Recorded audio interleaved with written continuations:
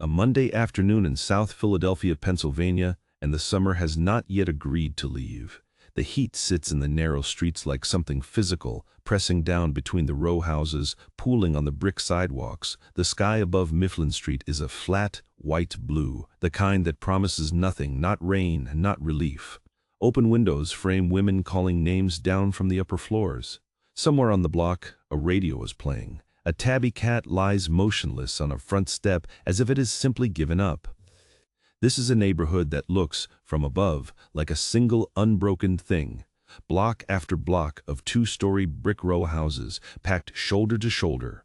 The same red facades, the same white marble steps that women scrub on Saturday mornings, the same iron railings painted black.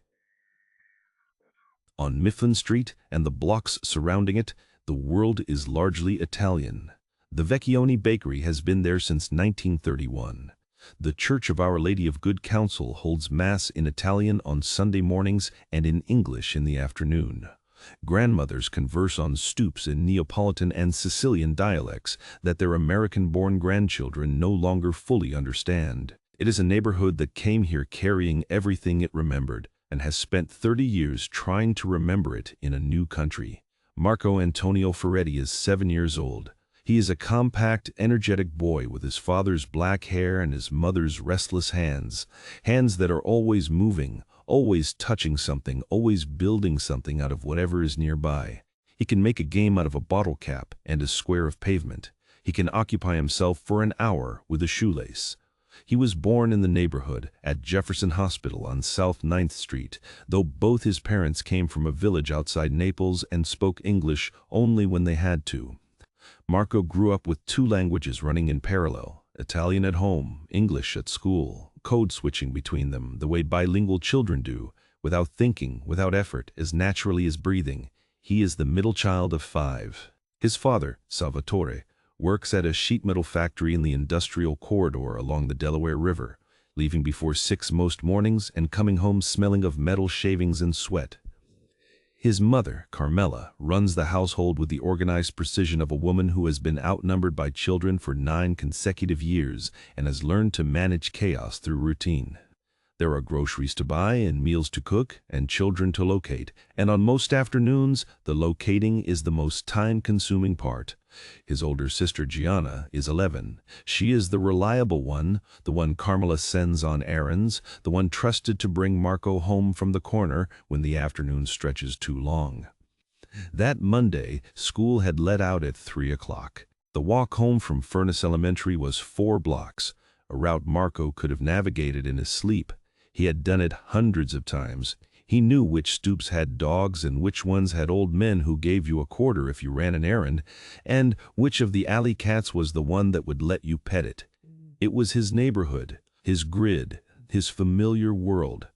Gianna walked him home that afternoon, dropped him at the front step, and went inside to help her mother with the younger children. The understanding, not stated, simply understood in the shorthand of a large family, was that Marco would stay on the stoop or nearby while Gianna went in. Carmela came to check on him 20 minutes later. The stoop was empty. She walked to the corner. She called his name down the alley. She asked Mrs. Ritchie next door, who had been sitting at her window all afternoon. She always sat at her window. If she had seen Marco, Mrs. Ritchie said she had seen him talking to a man, not a man from the neighborhood, a man she did not recognize. He had come along the sidewalk slowly, stopped at the Ferretti stoop, spoken to Marco in Italian. She had not thought much of it at first. The neighborhood was full of Italian voices, and the man looked like everyone else, middle-aged, dark coat, hat. But the conversation had gone on a little longer than she expected, and then the man had put his hand on the boy's shoulder, and they had walked together toward the corner of Mifflin and 13th, and then they were gone around it. She had assumed the man was a relative. She had not thought to call out. Carmela was at the corner of Mifflin and 13th 30 seconds later.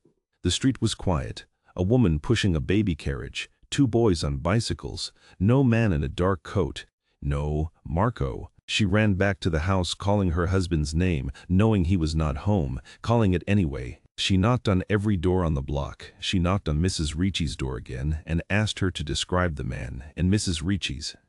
Ricci described someone she had never seen before and could not describe precisely. Medium height, dark coat, a hat pulled low. He had spoken Italian, she said. Proper Italian, not dialect. And the boy had gone with him without hesitation. Without hesitation. That was the detail that would stay with Carmela for the rest of her life. Her son had gone with this man without hesitation, which meant the man had said something that made perfect sense to a 7-year-old boy, something that sounded like safety. She called the police from the phone at Vecchioni's bakery, 2 doors down. Her English was not strong, and she asked the baker's wife to make the call for her, which the baker's wife did, speaking urgently into the receiver while Carmela stood beside her, gripping the counter with both hands. The call was logged at 4047 in the afternoon. By 5 o'clock, Marco Antonio Ferretti had been missing for less than an hour, and already the afternoon felt irrevocably different from every afternoon that had preceded it. The Philadelphia Police Department sent 2 officers to Mifflin Street within 15 minutes of the call. They were not, initially, treating it as a kidnapping. In 1953, the standard assumption when a young child was reported missing from a city neighborhood was that the child had wandered. Children wandered. They followed a cat into an alley or a friend around a corner or their own curiosity down a street they were not supposed to be on, and 9 times out of 10 they were found within the hour sitting somewhere entirely explicable, confused about what all the fuss was. One of the responding officers spoke some Italian. He took Carmela's statement at the kitchen table, while the other officer spoke to Mrs. Ricci next door. They wrote down what they heard. A man. A dark coat, a hat, Italian-speaking, unknown. They asked Carmela if Marco had any relatives in the neighborhood, any family friends he might have gone with willingly. She told them in Italian, and the officer translated for himself. There is no one.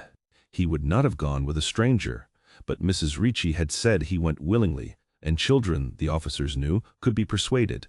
They widened their initial search to the surrounding 6 blocks. More officers arrived by 6 o'clock as the September light began to fail and the neighborhood's afternoon noise gave way to the quieter rhythms of evening.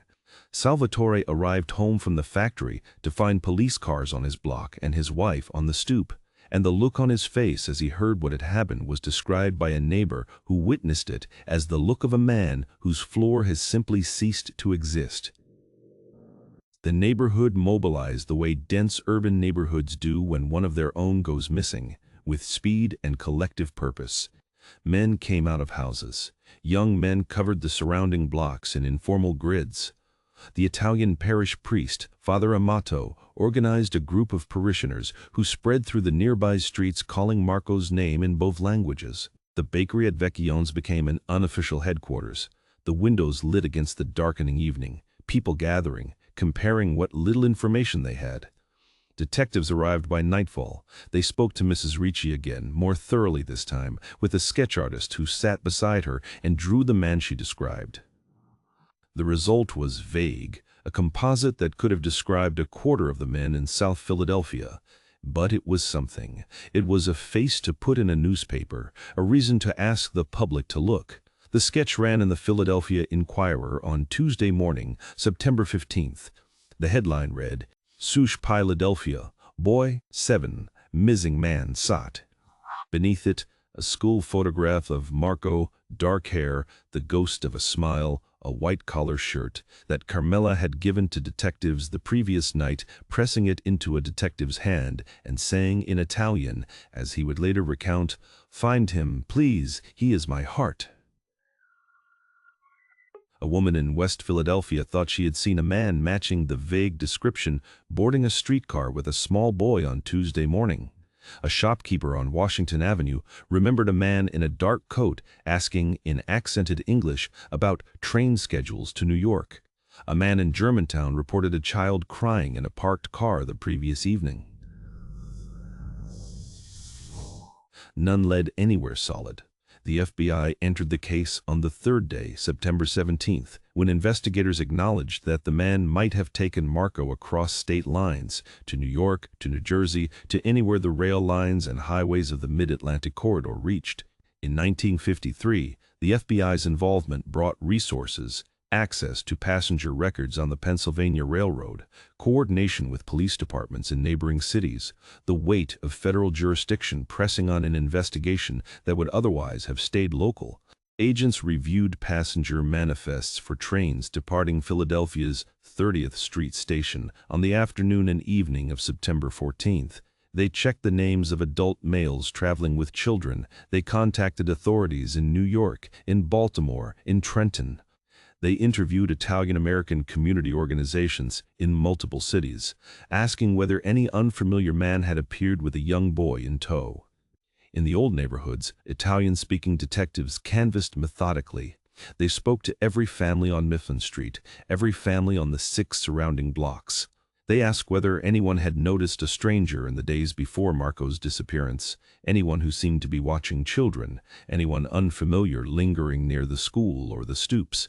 One neighbor remembered a man asking for directions 3 days earlier. Dark coat, hat, Italian-speaking. He had asked how to find the church. The church. It was not much, but it was placed in the file. Father Amato was interviewed twice. He knew his parishioners. He did not recognize the composite sketch, but he said something that investigators noted carefully. A man had come to the noon mass on September 12th, a Saturday 2 days before Marco vanished. He had sat in the back. He had stayed after mass, looking at the baptismal registry that was kept open near the entrance, a record of every child baptized at Our Lady of Good Counsel, going back decades. Father Amato had not thought anything of it at the time. People looked at the registry. It was there to be looked at. But 2 days later, a boy from that same registry was gone. The investigators logged the detail. It remained, for 70 years, one of the most suggestive pieces of circumstantial evidence in the file, and one of the least resolvable. The massive search of September and October 1953 found nothing. No child matching Marco's description was located. No man in a dark coat and hat was identified. The composite sketch produced no confirmed sighting. By the end of October, the volunteer patrols had stopped. The Inquirer's coverage had moved to the inside pages. The FBI maintained involvement, but quietly, the way federal agencies maintain involvement in cases that have gone silent. Files open, resources reduced, hope preserved more out of institutional obligation than realistic expectation. What remained was the family on Mifflin Street, and the question no one had been able to answer. How does a child vanish from his own front stoop in broad daylight? By winter, the flyers had curled at the edges. The ones tacked to telephone poles along Mifflin Street had stiffened in the autumn rain and faded in the November cold. Marco's school photograph bleaching slowly toward gray. Some had been torn down by weather, some by time, some by the particular urban indifference that covers a missing child poster the way it covers everything else. Not cruelly, just inevitably. Carmela went out every few days with fresh ones. Tacks in her coat pocket, the same stack of photocopied flyers she had been producing at the church's mimeograph machine since September. She put them up methodically, systematically, working outward from Mifflin Street in expanding rings. She put them in the windows of shops. She pressed them into the hands of bus drivers and conductors on the Market, Frankfurt line. Every Sunday at Mass, she lit a candle. At home, Marco's bed stayed made. Carmela could not bring herself to change this. The room he shared with his younger brothers, Roberto, 4, and Pietro, 2, remained as it was on the morning of September 14th, the coverlet smooth, the pillow at the right angle. She laid a change of clothes across the foot of the bed every week when she did the laundry. A fresh shirt, folded pants, clean socks, just in case he came home cold and needing to change. The logic was not logic, and she knew it. She did it anyway. His photograph went into her wallet, the same one she had given the police, the school picture, the dark hair, the pale collar. She carried it against her identification card and her small amount of cash so that it was the first thing she saw whenever she opened it. She showed it to the women at the market and to strangers on the streetcar who happened to look kind. "Have you seen my son?" Most had not. Salvatore worked longer hours. This was not avoidance exactly, though it served the same function. He was a man who had no language for what he was carrying, not in Italian, not in English, and so he worked, came home, ate in silence, and went to bed. He and Carmela did not discuss Marco in the evenings because every conversation about Marco ended with the same absence of resolution, and the repetition of that absence was more than either of them could sustain nightly. They did not stop loving each other. They simply stopped being able to be entirely in the same room with the grief at the same time. Gianna, 11 years old when her brother disappeared, became at once older and smaller. Older in the responsibilities she assumed, watching the younger children with a vigilance she had not possessed before September, keeping them always within arm's reach, never letting Roberto or Pietro near the stoop without her beside them. Smaller in the private sense that she had retracted something of herself inward, some ease and lightness that she had carried through her 11 years and that simply did not return after that Monday afternoon. She had let him play on the stoop. She had gone inside. She had been 10 feet away, and it was not enough. And she knew it was not her fault. And she also knew that knowing something was not the same as feeling it. The guilt was not loud. It was the kind that sits quietly in a child and grows as the child grows, reshaping the interior architecture of who they become. The detectives checked in periodically, through the autumn, then through the winter. The calls became monthly, then quarterly. There was nothing new to report, but they reported it anyway. We are still looking. We have not closed the file. We are still here. Carmela thanked them each time in her accented English and stood at the kitchen window after hanging up and looked out at the alley where Marco used to throw a rubber ball against the brick wall. The small wooden cart he had loved, a push toy Salvatore had made himself from scrap wood at the factory, painted red, with 4 wheels that actually turned, sat on the windowsill in the kitchen. It had been there since before Marco was born, made before they knew what gender the child would be, and Marco had adopted it as his own. Carmela moved it when she cleaned the window, and then moved it back to the exact same position each time. Exactly that position. She could not have explained why the precision mattered. It mattered. By spring of 1954, the public chapter of the search was effectively over.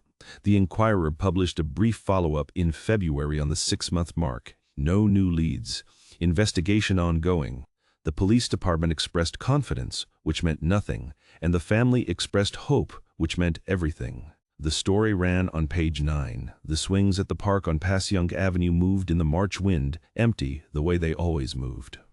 If you are watching this and carrying a similar question, a name, a face, a date, stay with this story, because what begins with absence does not always end there, and the tools that exist now did not exist then. That.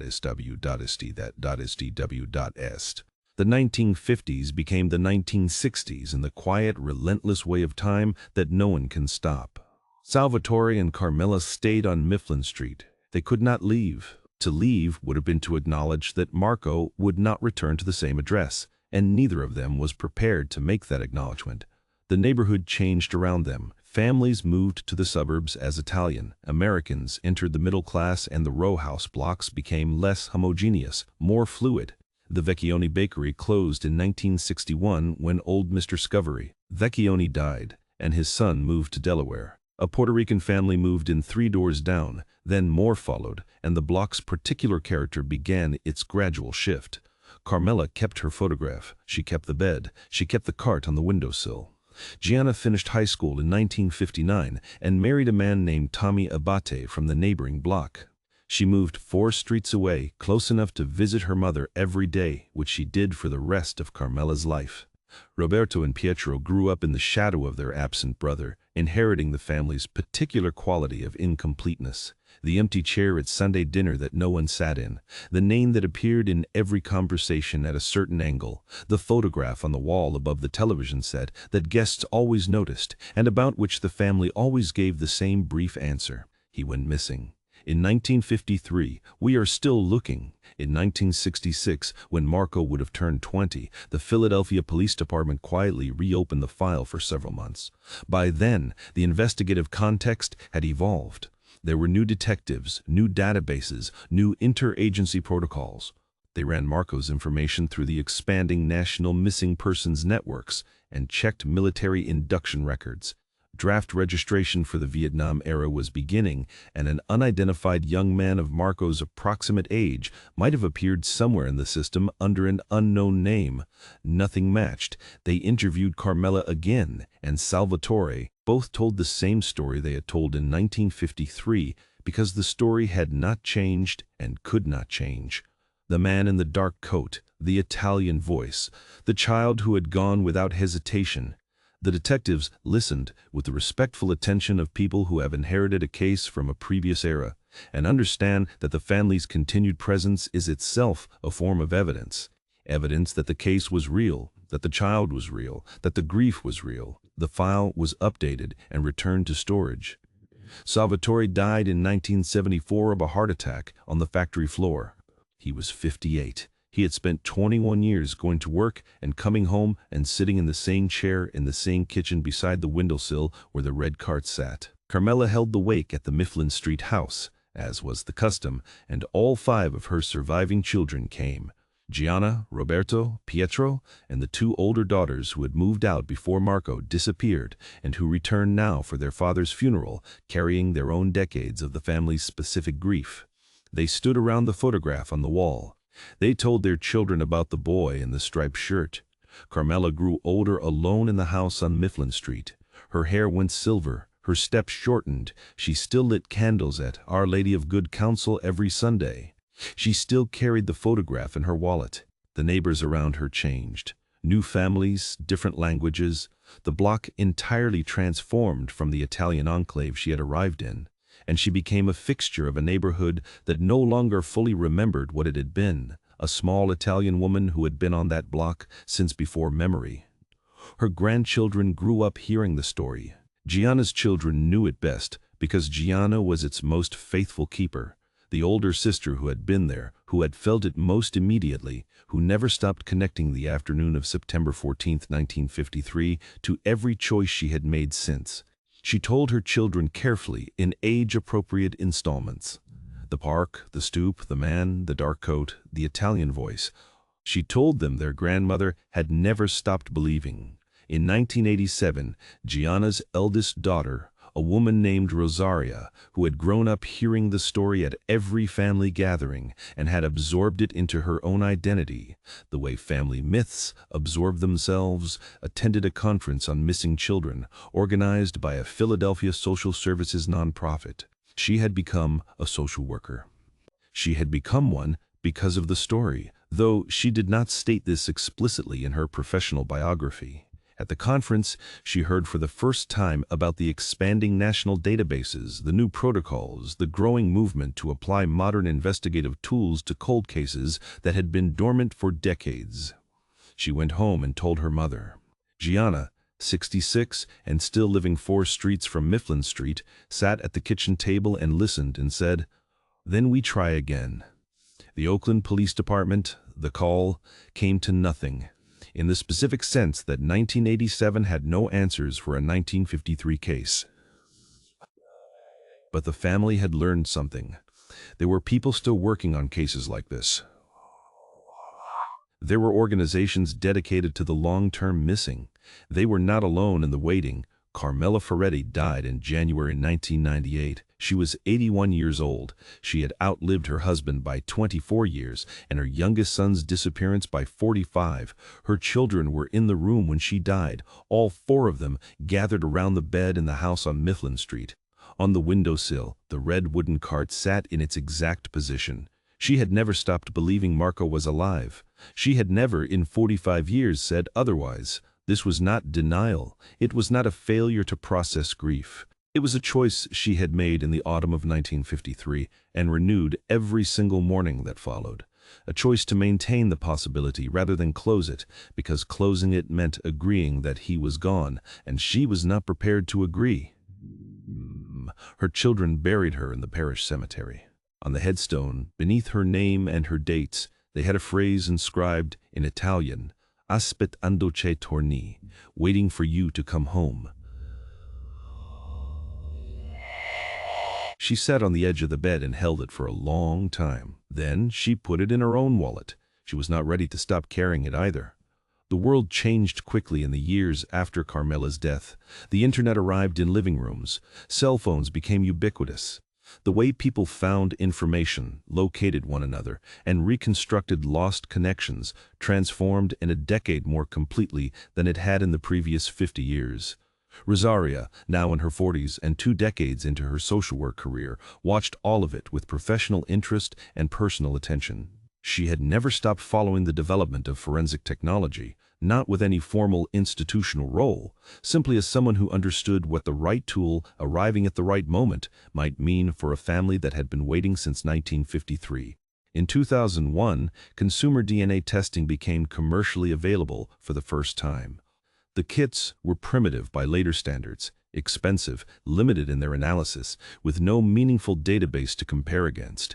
But Rosaria noted their existence. She filed the information away. The databases grew. By the mid-2000s, companies like Ancestry DNA and 23andMe had accumulated hundreds of thousands of profiles. By 2015, millions. The technology had moved from a tool of curiosity, ethnic percentages, a map of heritage, to something more consequential. People were finding half-siblings they had never known. Adoptees were locating biological parents. Families separated by decades in circumstance were discovering each other through the thin but unbreakable thread of shared genetic material. Rosaria was 61 when she ordered her kit. It was the spring of 2019, and she had been thinking about this for nearly 20 years. She followed the instructions carefully, sealed the tube, addressed the prepaid envelope to a laboratory in Texas, and dropped it in a mailbox on her street in South Philadelphia, 4 blocks from Mifflin Street, where she still lived, where her mother Gianna still lived, where the story had always been. The results took 3 weeks. She opened them on a Tuesday evening at the kitchen table, her reading glasses on, her phone beside her as a backup light source. The ethnicity breakdown was as expected: Southern Italian, some Spanish influence, a trace of North African ancestry consistent with the complex history of the Mezzogiorno. She scrolled through the family matches. Second cousins she recognized, third cousins with familiar surnames, the manageable web of an extended family that had been in the same Philadelphia neighborhood for 2 generations. And then a name she did not recognize. The platform predicted the relationship as close family, uncle, aunt, or half-sibling. The shared DNA percentage was listed as 23.4%. Rosaria took her reading glasses off and put them back on and read the number again. 23.4% was not a second cousin, it was not a third cousin or a distant connection or a genealogical coincidence. 23% of shared DNA pointed to a specific category of relationship: a half-sibling, an aunt or uncle, a grandparent. The mathematics were clear, even if their meaning was not. She had no unknown aunt or uncle on her mother's side. Her mother's side had one missing person. She sent a message through the platform immediately, polite, measured, asking if the man had any family connections to Philadelphia or to southern Italy, whether he had any gaps in his early childhood records, whether he had any reason to believe his origins might not be what he had been told. No reply. She showed the match to her mother, Gianna, who was 78 years old and still sharp, and who looked at the percentage and went very still. They showed it to Gianna's younger brother Roberto, now in his mid-70s. Roberto had been 4 years old when Marco disappeared. He had no clear memory of his brother, only the stories, only the photographs, only the particular emotional weather of a household where someone important was always absent. He looked at the percentage on Rosaria's laptop screen and asked what it meant in practical terms. Rosaria explained it could be Marco. It could be someone sharing a parent with one of Carmela and Salvatore's children, which would mean it could be a son or daughter of Marco's, a child Marco had had somewhere decades later. Either way, it was immediate family. An immediate family meant answers. But the message sat unanswered. Weeks became months. Rosaria sent a second message, then a third. The man's profile remained minimally populated. No extended family tree, no identified parentage, no hometown. She did not delete the match. She went back to her life, checking periodically, waiting. Then, in the strange, suspended time of the COVID-19 pandemic, Rosaria's daughter, a 32-year-old named Elena, named for a great-aunt who worked as a high school history teacher and had grown up hearing the story with the same gravity her mother had, sat down one evening and decided to take the search further. Elena had been following the emerging field of investigative genetic genealogy. She had read about cold cases, solved through consumer DNA databases, about the analysts who built family trees from raw genetic data and worked backward toward identification. She understood the methodology, at least in broad terms, the way genetic detectives mapped distant cousins, built hypothetical family trees, and triangulated toward a central unknown. She did not have the training to do this herself, but she knew who might be able to help. Elena Ferretti, Rosaria's daughter, Gianna's granddaughter, the great-niece of a 7-year-old boy who had vanished from a front stoop in 1953, called the Philadelphia Police Department's cold case unit on a Wednesday morning in March 2022. She had prepared carefully. She brought documentation, a printed copy of the DNA match percentage and the platform's relationship prediction, the reconstructed family records she and her mother had assembled over the preceding year, the 1953 Inquirer articles they had located in the Philadelphia Free Library's microfilm archive, the original police case number, and a photograph of Marco that was still sharp enough, even after 70 years, to show the shape of a face clearly. The detective who took the call had worked cold cases for 8 years. He did not dismiss the inquiry. He pulled the file, still active, still marked open, assigned a cold case number in the mid-1990s reorganization of the department's historical archives, and read Rogers' 1953 witness statement, the neighbor's account of the man in the dark coat, Father Amato's recollection of the stranger at the baptismal registry. He called Elena back the following day. What came next was not fast. It was methodical and careful, which was the only appropriate way to handle a case that was 70 years old and involved a living person on the other side of the country who might not know what was coming. The cold case unit elevated the file to the department's Major Crimes Division. They contacted the Pennsylvania State Police Forensic Division, which coordinated with the FBI's Violent Crimes Against Children section. The DNA evidence, a consumer-grade match on a commercial platform, was not sufficient on its own for any legal proceeding. It needed to be confirmed through forensic laboratory analysis using court-grade protocols. Rosaria submitted her raw DNA data file from the Ancestry platform. Gianna, 81 years old and still living in South Philadelphia, went to a clinic and provided a fresh cheek swab. The sample was collected under strict chain-of-custody documentation, sealed, logged, and couriered directly to the Pennsylvania State Police Forensic Laboratory. Then came the most delicate part.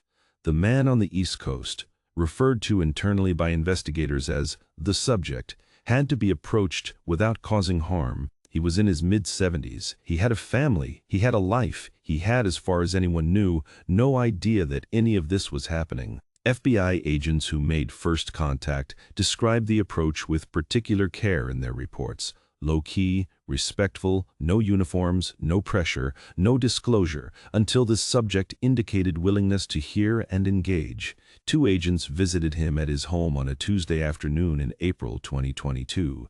They showed him a copy of the 1953 Inquirer photograph, the school picture, the dark hair, the white collar. He looked at it for a long time without speaking. Then he asked what they needed from him. He agreed to a voluntary cheek swab on the same visit. The sample arrived at the Pennsylvania State Police Forensic Laboratory 10 days later. The forensic biologists ran a full autosomal STR profile, short tandem repeats, the same genetic markers used by consumer ancestry platforms, but analyzed at significantly higher resolution, producing results that meet the evidentiary standard required for official legal determination. They also ran mitochondrial DNA markers to trace maternal lineage. The comparison was conducted in 2 stages. First, the subject's profile was compared against Rosaria's. The predicted relationship was uncle-niece, which, at full genetic relatedness, should produce a shared DNA percentage in the range of 22 to 26%. The laboratory result was 23.1%. Within the expected range and statistically consistent with a full uncle-niece relationship. Second, and most decisively, the subject's profile was compared against Gianna's fresh sample. Gianna was the subject's potential full biological sister. Full siblings share, on average, 50% of their autosomal DNA. The laboratory result was 49.3%. The probability of a full sibling relationship was calculated at greater than 99.999%. The forensic report was dated June 7, 2022. The man on the other side of the country was Marco Antonio Ferretti. He had been missing for 68 years, 8 months and 23 days. Hoyo 68 years, a case file that never officially closed. A cheek swab taken in 1953 in the absence of any forensic technology that could use it, and another taken in 2022 in the presence of everything that could. This is what we mean when we say a cold case is never truly cold. It is only waiting for the right moment, the right tool, the right person who refuses to stop asking. Stay with us. Ed. The man who had been Marco Antonio Ferretti for the first 7 years of his life had spent the next 68 years as Anthony James Costello. The name appeared in public records for the first time in 1955, 2 years after the disappearance, in a school enrollment record from a working-class neighborhood in Hartford, Connecticut. A boy named Anthony Costello, age approximately 7, enrolled in the 2nd grade. No birth certificate was presented at the time of enrollment. This was common enough in the 1950s, particularly for families that had moved frequently or recently, and the school secretary noted in her enrollment log that the parents would bring documentation when they had it. The documentation never came, or, if it did not survive the school's record-keeping practices of the era. What the public records show, assembled by investigators through 70 years of documents, is a life that was ordinary in the best sense. Not unremarkable, but decently human, shaped by work and service and family. Anthony Costello enlisted in the United States Army in 1964 at the age of 18. He served 2 tours overseas, including a period in Germany during the Cold War and a later deployment during the Vietnam era, reaching the rank of Staff Sergeant before receiving an honorable discharge in 1970. His service records describe a man who was dependable, calm under pressure, and well-liked by the men under his command. After his discharge, he settled in a town in central Connecticut where he found work as a plumber. He was good with his hands. He had always been good with his hands. He built things and fixed things with the particular satisfaction of someone for whom physical problem-solving came naturally, and over 30 years he built a small but successful plumbing business, eventually employing 6 people before selling it upon retirement. He married in 1972. His wife, a woman named Patricia, came from an Irish-American family in the same Connecticut town. They had 3 children, 2 daughters and a son, and 7 grandchildren by the time investigators arrived at his door in April 2022. He coached Little League for 12 years. He served on the board of the local volunteer fire department. He went to Mass on Sundays, which was something he had done his entire life, though he could not have said with certainty why it felt so necessary. Only that walking into a church produced a sense of familiarity that he had never been able to trace to anything specific in his memory. There were gaps. He had no photographs from before approximately age 8 or 9. The woman he had been told to call mother, a woman he now understood had not been his mother, had explained the absence of early photographs as a consequence of several moves and a house fire, and he had accepted this because it was the explanation available to him and because he had been a child, and children accept the explanations they are given. He had no birth certificate predating the Connecticut registration, which had been produced when he entered the military and which investigators now understood had been fabricated competently by the standards of 1964, but fabricated. He knew this because the woman who raised him had told him once, early on, that he had arrived speaking another language and that she had not understood him. She had taught him English. The Italian had faded quickly, as languages fade in children who have no one to speak them with. By the time he started school, he remembered almost none of it. But certain words had stayed: mama, aspetta, no, caldo, wait, hot.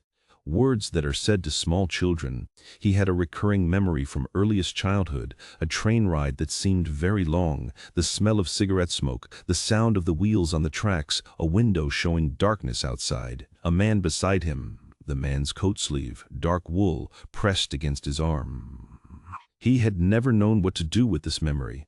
It did not fit into the life he had been given, and so, over the years, he had learned to set it aside. It was simply something he remembered, without context, without connection to anything that explained it. When the FBI agents showed him the 1953 Enquirer photograph on that April afternoon in Hartford, the context arrived. He recognized the stoop. He recognized the striped shirt, the collar, the way the fabric lay, because the sensation of wearing it was suddenly present in his body, the physical memory of a garment he had worn as a child. He recognized his own face. He sat with the photograph for a long time. One of the agents asked, "Do you remember any family in Philadelphia? Any Italian-speaking people from when you were very young?" He thought for a while. He said, "I remember a woman's hands. She had very capable hands. She made bread." He said, "I remember the smell of candle wax." He said, "I remember being called Marco." He had not heard that name in 68 years. He said it quietly, as if testing its weight, as if checking whether it still fit. Then he asked the agents what they needed him to do next. It was a Saturday morning in August 2022 when Anthony James Costello, Marco Antonio Ferretti, flew from Hartford to Philadelphia for the first time in his life. He was 76 years old. He walked with a slight stiffness in his right knee, the result of an old injury from his Army years, and he carried a small overnight bag and wore a gray jacket and moved through the airport with the deliberate economy of someone who has learned to pace himself. His daughter Sarah had offered to come with him. He had thanked her and said he needed to do this part alone. The family had agreed to meet at a private room in a hotel near the airport, arranged by a victim advocate working with the Philadelphia Police Department. No press, no cameras, no noise. Gianna, who was 81 and used a walker now, had made the drive from Mifflin Street with Rosaria and Elena, and two of Gianna's younger grandchildren. Roberto, 73, had driven down from his home in northeast Philadelphia.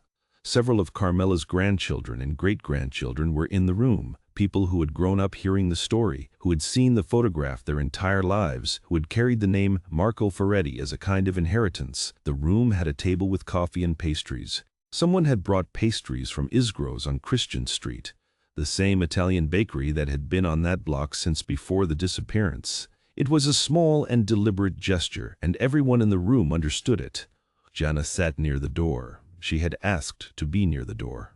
When Marco came in, he stopped just inside the threshold and looked at the room of people who were looking at him. No one moved for a moment.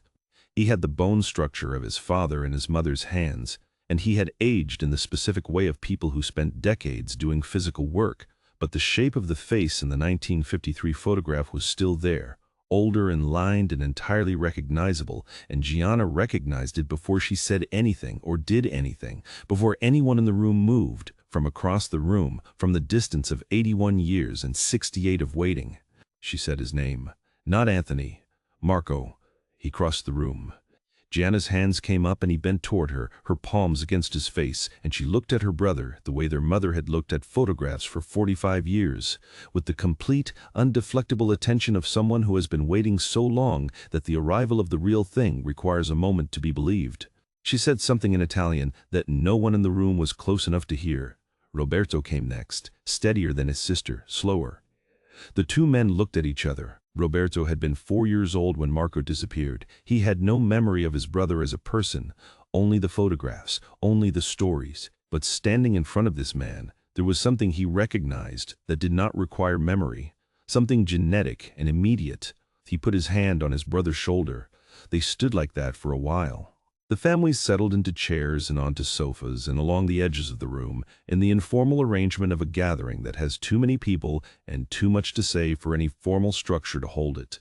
Elena brought coffee. The pastries were opened, and then, slowly, haltingly at first, and then with increasing ease, the talking began. Rosaria showed Anthony the original Enquirer clipping, the one she and her daughter had pulled from the microfilm archive at the Free Library. He held the newspaper reproduction in both hands, leaning close, reading the headline. 6-year-old boy vanishes from park, woman sought. He read the description of himself. He read the account of the search. His face was very still. He looked up and said, "I never knew anyone was looking." The room went quiet. He said, "I thought my parents hadn't wanted me. I thought that's why there were no photographs. I thought I had been given away." Gianna put her hand over her mouth. She said, in Italian, "Your mother kept your bed made until the day she died." Someone translated for the people in the room who did not understand, and the translation landed in the silence with the weight of everything Carmela Ferretti had done and endured over 45 years, compressed into a single sentence. They talked for hours. Rosaria showed him the family albums, Carmela at the kitchen table, the siblings as children in the early 1950s, the family gatherings over the decades, the photographs of people he had never met who were entirely his. He moved through the pages slowly, stopping at each image, asking names, asking dates, building in real time the family history that had been conducted without him for 68 years. He touched a photograph of Carmela in the 1970s, older than she had been when he knew her, gray-haired, standing in the kitchen doorway. He said, "I remember her hands. She made bread," Rosaria said, "every Sunday." He nodded. He did not say anything else for a moment. He did not need to. Gianna asked him later if he remembered anything of Mifflin Street, the stoop, the alley, the sound of Italian in the evenings. He said he was not sure what was memory and what was construction, whether he was genuinely remembering or assembling something from the images he had been shown. But there was one thing he was certain of: the smell of candle wax in a church. He had always known that smell. It had always felt like home, though he could not say whose home or why. "Our Lady of Good Counsel," Rosaria told him. He said, "Take me there." They went that afternoon, not to Mifflin Street first, but to the church. It was still standing, though the congregation had changed over the decades, and the Italian Mass had long since been discontinued. The interior was the same as it had been in 1953, the same vaulted ceiling, the same marble altar, the same bank of votive candles along the left wall, where Carmela had lit a candle every Sunday for 45 years. Anthony stood in the nave for a long time, looking up. He said he wasn't sure if he remembered it or recognized it. Rosaria said they might be the same thing. The family brought Anthony to Mifflin Street. The house where he had been born, where he had lived for 7 years, had long since been occupied by other families, as 3 or 4 times over since Carmela's death in 1998. The current owners, a young couple who had been there 5 years, opened their door when Rosaria knocked and explained who was standing on the stoop, and they stepped aside without hesitation and let an old man walk through the door of the house where his mother had kept his bed made. Everything was different in the way that houses become different when they pass through many lives. But the dimensions were the same. The kitchen window still faced the alley. The stairs were where the stairs had always been.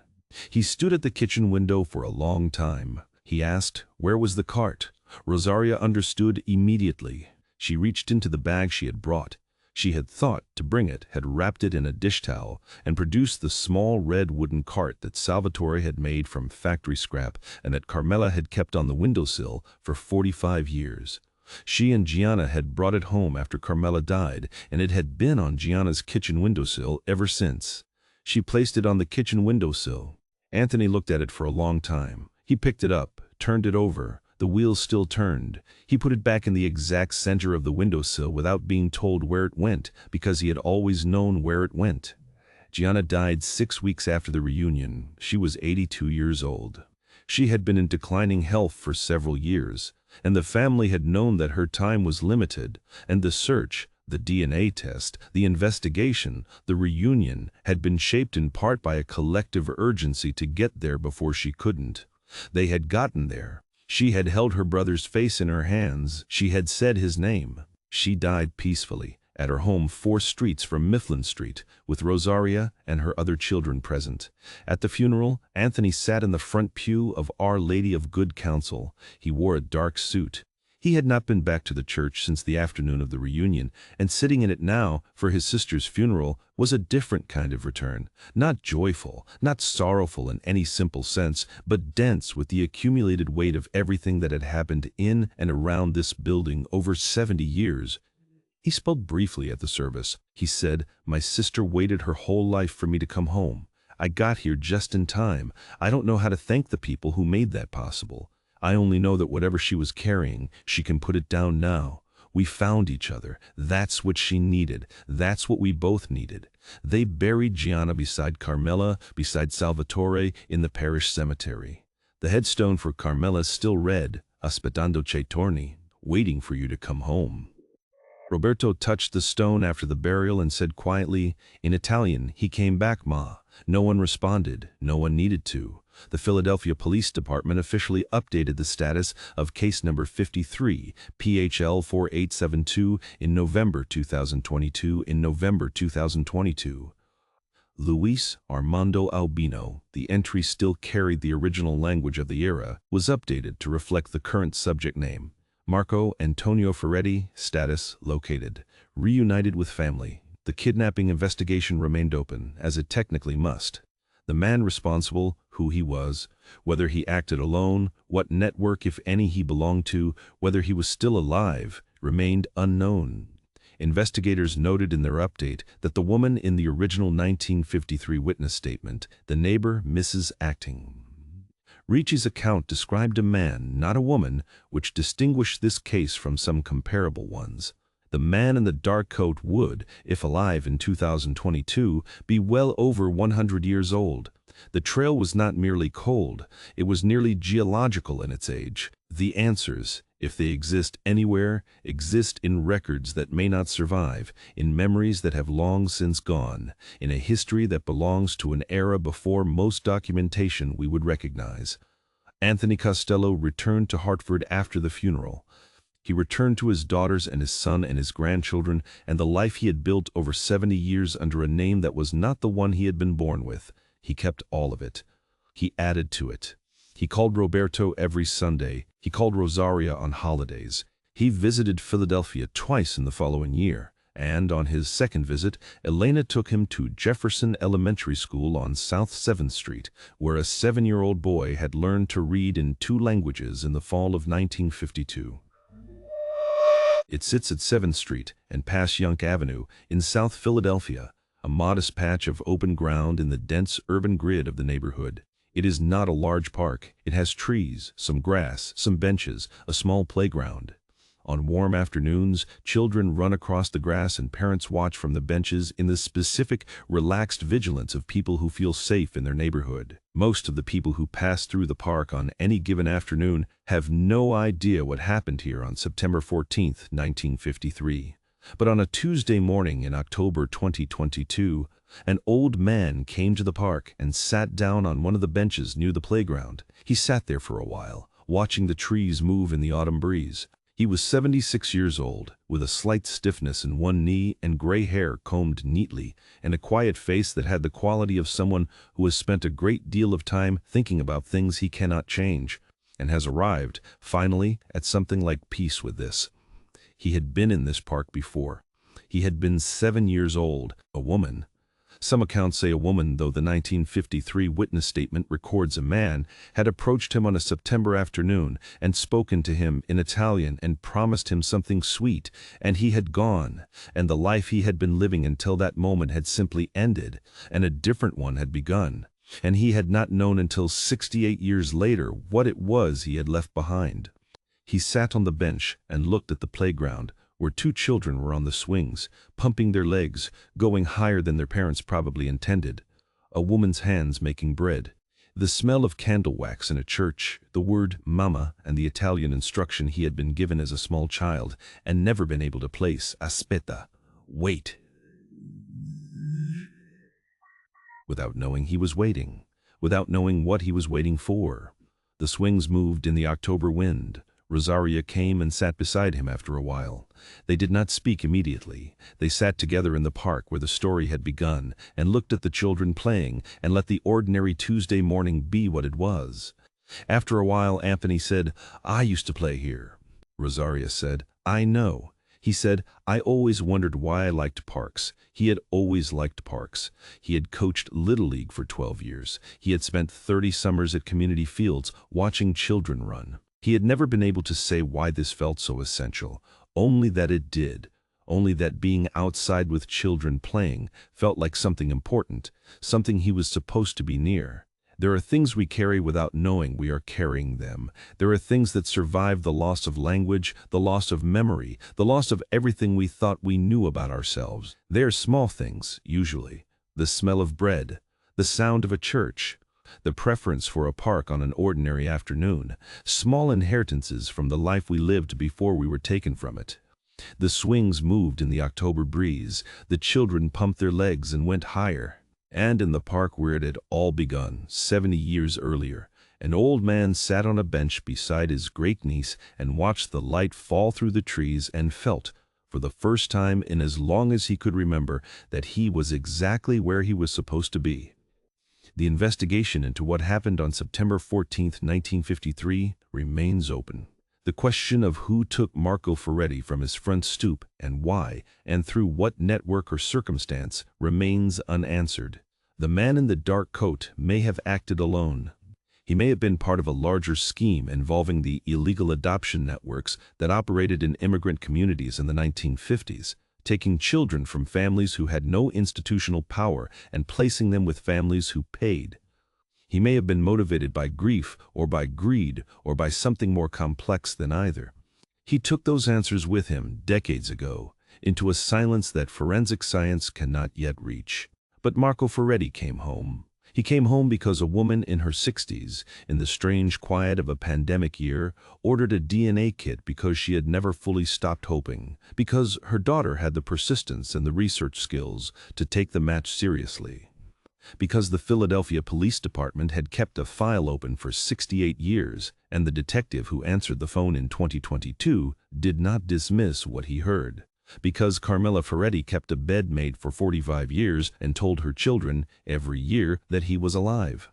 And because the science that arrived 70 years after the fact was precise enough to confirm what a mother's certainty had maintained for a lifetime. If you are waiting for someone, the tools available to you now are different from the tools that existed in 1953, in 1975, in 1998. The databases are larger. The analysis is more precise. The organizations dedicated to the long-term missing have more resources, more expertise, and more connection to one another than at any point in history. The case is never too old. The swings move in the breeze. Children run across the grass. And somewhere in the gap between what we have lost and what science can now recover, the most ordinary human hope that the people we love are still out there, still waiting, still findable, turns out, sometimes, to be something more than hope. It turns out to be true. If you or someone you know is searching for a missing loved one, contact the National Center for Missing and Exploited Children at 1-800-THE-LOST or visit missingkids.org.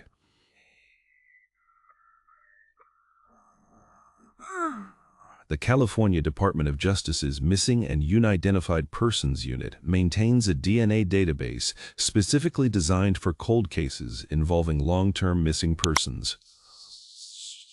Genetic genealogy services, working in partnership with law enforcement, have resolved cases decades older than this one. The file is never too old to reopen, and the park is still there.